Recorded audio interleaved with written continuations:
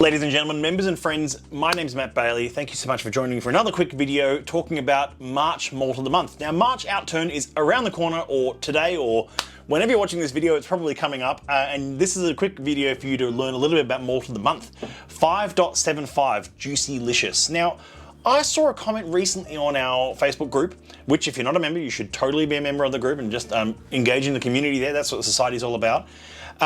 There's a comment on that group about how Malt of the Month is often a young, approachable, affordable whiskey. It hasn't always been that way, and it's often, we like to change things up a bit and throw a bit of a spanner in the works. Oh, this is an 18-year-old whiskey for Malt of the Month, this month coming up for Music and Malts. This Outturn celebrating the pairings between music and whiskey. And I think it's a really exciting Outturn for myself as a musician, but hopefully lots of you exploring different ways that we can enjoy our whiskey and some of the, I guess, more esoteric pairings that we can come up with and have a bit of fun with. That's what whiskey's good for. It's good for having fun with this spirit. It's not to be taken too seriously after all. This is Cask 5.75, the 5th distillery to ever join the society. It was not a distillery that the founder Pip Hills was overly fond of. However, the real brains and operation behind the society, Anne Dana, was a fan of Distillery 5, and she approached them with her her charm and said, "Can we buy some casks?" And that's where the relationship started with Distillery 5. I'm going to pour a dram of it here. I'm going to hold that up to the camera. Actually, even better, I'll show you what it looks like. The bottle looks like now, and I'm just going to pour myself just a bit of a small dram of this one. It's just to have a taste. In fact, there's only a tiny bit left in this bottle. Because we actually featured this recently, or recently-ish, in around December for the Melbourne Whiskey Train event. Now, this is an 18-year-old single cask juicy oak and vanilla whiskey. It's a Lowland whiskey, so it's in this case, this distillery is triple distilled, which was quite common for the Lowlands, and this is the only distillery, I think, in the Lowlands that still consistently triple distills their spirit. It's a very elegant whiskey. I wrote that in Outturn. I called it Elegant Lowlands as the headline page in Outturn, which you can see here. It's a first fill, full maturation in a first fill bourbon barrel. This is very elegant. Quite lightly perfumed on the nose. Like peach, pear notes, peach blossom. A bit of light lemon cake. What's the proof on this one? 56.7%. So it's mid-50s. It's an 18-year-old whiskey.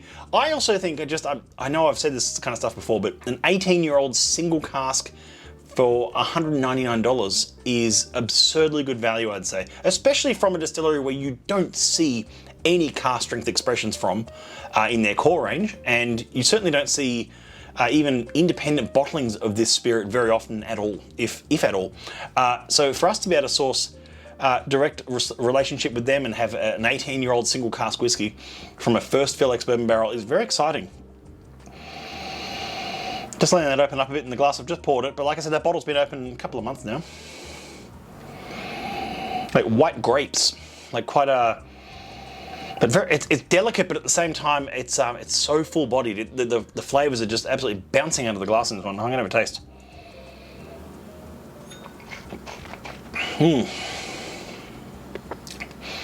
Oh wow, that's so creamy on the mid palate. A bit of red apple, a bit nutty as well, but so much like candy floss, fairy floss if you like. There's really sort of elegant soft fruits, and it's very much a sort of warm afternoon kind of dram, a very enjoyable whiskey. I'm going to try that with a few drops of water just to open that one up. This distillery has got a fascinating history, which I'm not going to go too far into right now, but it's seriously, with the history of wartime and usage of this distillery, it's amazing that it's even still standing. But I think we're all the luckier for it to still be there. I often think that Lowlands is almost the underappreciated, sort of forgotten region of whiskey making sometimes. We all like to sort of, focus on some like Speyside whiskies, or especially Islay whiskies and Campbelltown whiskies.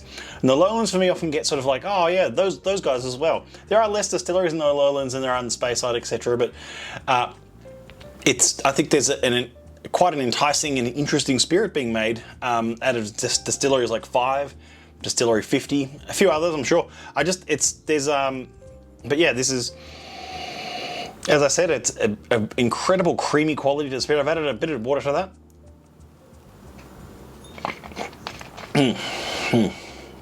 That actually works really well with water, especially on the palate. I think it's very justly in the juicy oak and vanilla flavor profile, but I'm really excited that we're able to offer up an 18-year-old single cask whiskey from 2003 for Malt of the Month for March. So as I say, drop the needle on your turntable, press play on the CD or press play on your Spotify or whatever you do. We've paired up each cask with a particular song, and this one is quite a elegant, sultry sort of lounge song, if you like. And I think it's really fitting for this particular cask. That's all I'll talk about just for now on this 5.75. Enjoy March Outturn. This is Malt of the Month, 5.75. Thank you so much for joining in with me. And I'll see you all for another live stream or video soon. Cheers.